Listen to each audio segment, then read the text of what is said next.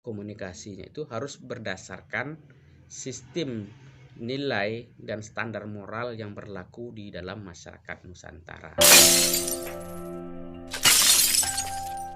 Assalamualaikum warahmatullahi wabarakatuh. Komunikasi pada hakikatnya adalah sebuah proses. Karena dia sebuah proses, dia mempunyai awal dan dia mempunyai akhir, dan dia mempunyai niat, dan dia tentu saja mempunyai tujuan. Niat yang baik tentu akan membawa kepada tujuan yang baik, tetapi niat baik tanpa diikuti oleh proses yang baik, tentu dia tidak akan sampai kepada tujuan yang baik. Nah, karena itu dalam ilmu komunikasi selalu ada source, sumber, message, pesan, channel, media atau saluran, audiens atau khalayak, serta efek atau dampak yang ditimbulkan.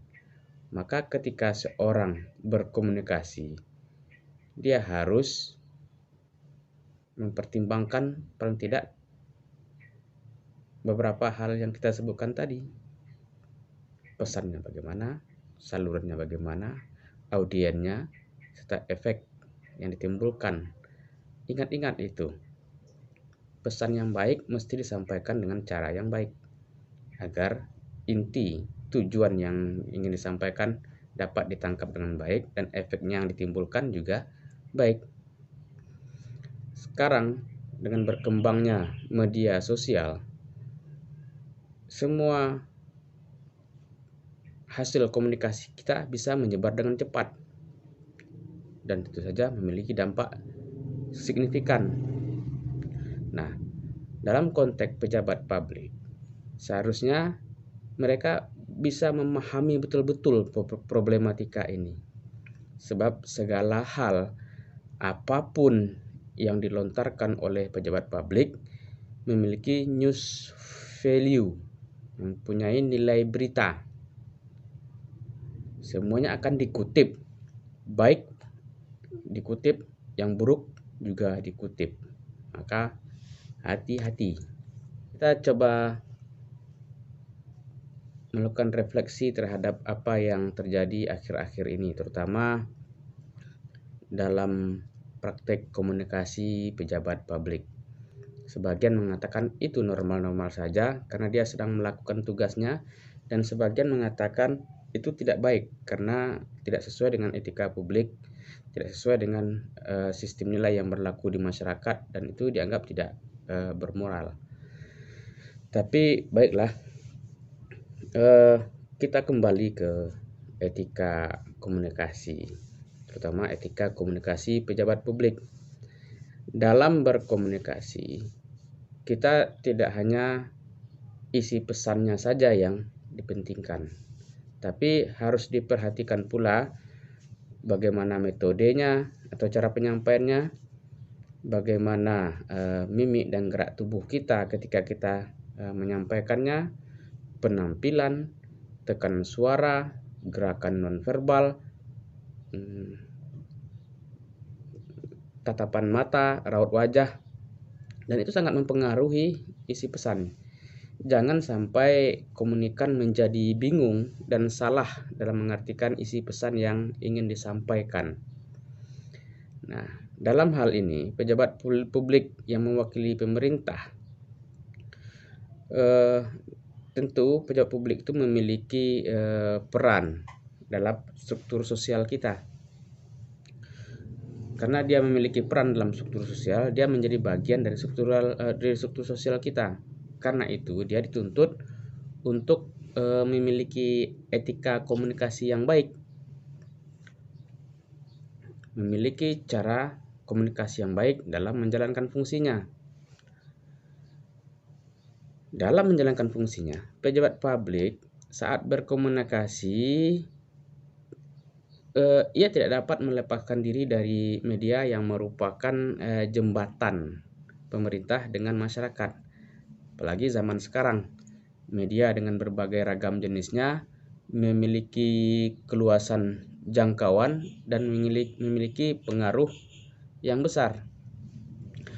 Melalui pemberitaan aktivitas pejabat publik, baik ketika ia berdinas atau tidak, masyarakat dapat mengontrol kinerja pejabat publik, dapat menakar kadar kewibawaannya, dan bahkan dapat menakar akhlak pejabat publik melalui cara dia berkomunikasi. Begitupun sebaliknya, eh, cara pejabat publik berkomunikasi atau komunikasi pejabat publik pada hakikatnya itu bentuk pertanggungjawaban akan kecakapannya dalam mengkomunikasikan urusan publik yang dibebankan di bahunya.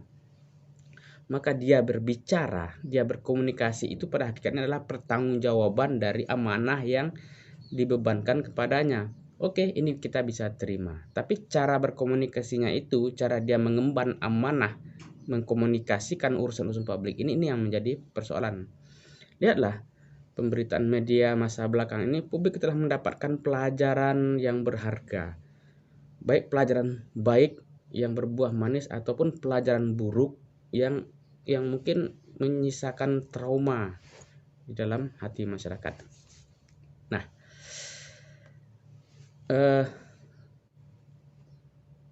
bagi saya, ya mungkin sebagai bagian dari warga masyarakat, tentu saya apalah bahasanya, menyarankan atau berharap kepada pejabat politik atau pejabat publik, atau memperhatikan betul-betul cara komunikasinya, etika komunikasinya di ruang publik.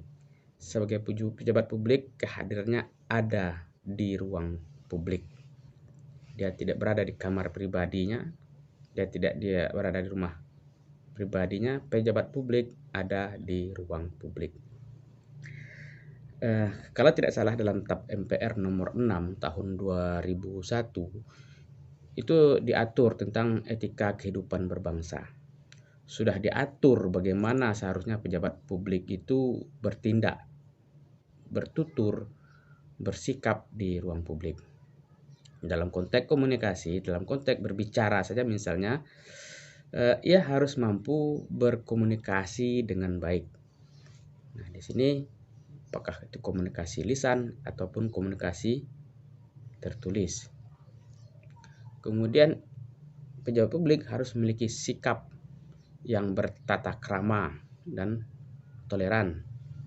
Kemudian pejabat publik tidak boleh berpura-pura, tidak boleh arogan, jauh dari sifat munafik, jangan munafik, serta tidak melakukan kebohongan publik. Kemudian pejabat publik juga tidak boleh manipulatif dan tidak melakukan tindakan tidak terpuji lainnya. Oke, mungkin itu yang bisa saya ingat, tapi silakan nanti coba di cross check lagi ke TAP MPR nomor 6 tahun 2001. Nah, dalam interaksi politik di ruang publik atau dalam interaksi dalam urusan-urusan publik dibutuhkan norma-norma agar tercipta komunikasi yang ideal antara pejabat publik dengan publik yang diurusnya atau dengan publik yang berikan amanah itu kepadanya. Karena itu penting sekali dipahami, penting sekali dipelajari, kalau perlu betul-betul dipelajari bagaimana etika komunikasi itu. Baik etika komunikasi dalam tataran ilmu komunikasi umum ataupun etika komunikasi kebudayaan, karena perlu diingat Indonesia itu dibangun oleh ratusan kebudayaan yang memiliki corak dan warna komunikasinya sendiri dan memiliki standar apa yang dikatakan santun berkomunikasi, apa yang tidak, mereka memiliki nilainya sendiri. Nah, apa gunanya etika komunikasi ini? Gunanya untuk menjaga keseimbangan antara kebebasan berekspresi dan tanggung jawab. Ya, boleh kita berkomunikasi karena itu dijamin oleh undang-undang, wujud berekspresi. sekaligus bentuk tanggung jawab. Tapi dalam konteks pejabat publik, dia tidak disebut sebagai kebebasan berekspresi, tapi dia harus dimaknai sebagai komunikasi. Pejabat publik itu dianggap sebagai suatu keharusan untuk mempertanggungjawabkan apa yang akan dia lakukan, apa yang telah dia lakukan. Itu gunanya.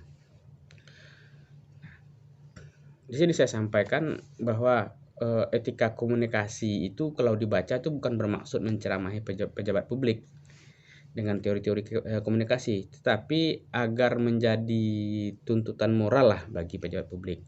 Tentu saja agar pejabat publik dapat melakukan komunikasi berdasarkan sistem nilai dan standar moral yang berlaku dalam masyarakat. Apalagi kita hidup dalam masyarakat Nusantara yang beragam kebudayaannya, beragam standar komunikasinya, maka komunikasinya itu harus berdasarkan sistem nilai dan standar moral yang berlaku di dalam masyarakat Nusantara. Ya, sebenarnya kalau menggunakan bahasa Indonesia yang baik saja itu sudah mencakup. Bahasa Indonesia yang baik itu menyediakan bagaimana bentuk kata-kata kasar, bagaimana bentuk-bentuk kata-kata sopan dan halus. Nah, kemudian pejabat publik harus ingat bahwa mereka adalah representasi masyarakat. Mereka merupakan wakil anggota masyarakat yang terbaik yang diberikan amanah untuk menjalankan urusan masyarakat atau urusan publik. Nah, karena mereka yang terbaik, mereka yang duduk di pemerintahan atau di urusan pejabat publik ini tentu harus memiliki tutur kata yang baik dalam menyampaikan pendapat, dalam memberikan apa saja. Karena mereka adalah wakil dari masyarakat yang terbaik, maka yang keluar dari mereka itu harus yang terbaik. Nah, dalam komunikasi pejabat harus sadar bahwa ia sadar di ruang publik, ya seperti yang saya katakan tadi, sehingga ia mampu menghasilkan komunikasi yang pencerahan, penuh keadilan, tertib, penuh kesantunan. Jangan sampai pesan yang ingin ia sampaikan menimbulkan dampak ketidakberaturan, kekacauan, kesalahpahaman di dalam masyarakat. Apalagi sampai masyarakat terjadi pro kontra sehingga terjadilah benturan antar kelompok masyarakat. Nah, sekarang kita berada di situasi krisis selama pandemi COVID-19. Menurut saya, alangkah baiknya pernyataan yang dilontarkan oleh para pejabat publik jangan mengandung paradoksal statement yang bertolak belakang. Kadang sudah baik-baik saja, kemudian masih PPKM level 4. Kata pejabat begitu, tapi kesimpulannya lain. Jangan mengandung paradoksal. Jangan mengandung kata-kata kasar dan mengintimidasi, kalau istilah orang sekarang toksik. Jangan sampai menimbulkan perbenturan di tengah masyarakat. Karena jika itu dilakukan dapat menyebabkan pudarnya kepercayaan publik terhadap elit pejabat, pudarnya kepercayaan publik terhadap program baik yang sedang digalakkan oleh penyelenggara urusan publik, pemerintah. Alih-alih menyampaikan informasi secara tepat dan benar, yang terjadi justru memunculkan wacana dan polemik yang tak berkesudahan. Dalam bertutur dan bertingkah laku sebaiknya memperhatikan cara bicara yang baik dengan bahasa tubuh yang sesuai dengan budaya luhur yang berkembang dalam masyarakat kita. Masyarakat paham bahwa pejabat sedang melakukan tindakan perbaikan. Masyarakat pun paham bahwa ada banyak cara yang bisa dilakukan oleh pejabat publik untuk melakukan tindakan publik, seperti kejadian beberapa waktu yang lalu pejabat publik memarah-marahi anggotanya kalau melenceng. Itu kan tersedia di dalam aturan birokrasi untuk menegur mereka yang bersalah itu. Ya jangan Jangan dilakukan dengan cara-cara yang di luar itu. Marah-marah saya kira tidak ada di dalam di dalam aturan birokrasi sebagai tindakan kuratif atau tindakan perbaikan terhadap perilaku-perilaku melenceng di dalam dunia birokrasi. Masyarakat juga paham bahwa marah-marah, ngamuk-ngamuk itu manusiawi. Itu adalah gaya pribadi. Baik gaya pribadi itu bawaan lahir ataupun dibuat-buat atau pencitraan saja. Tetapi kalau tak pandai mengendalikannya, tidak pandai menempatkan gaya ini dalam situasinya yang pas, maka masyarakat akan melihat itu sebagai gaya-gayaan. Banyak gaya. Karena itu perhatikan gaya, perhatikan kata-kata, perhatikan kalimat. Kalimat yang keluar di hati akan masuk menembus hati. Mari, Indonesia baik, Indonesia bicara baik-baik. Tabik. Assalamualaikum warahmatullahi wabarakatuh.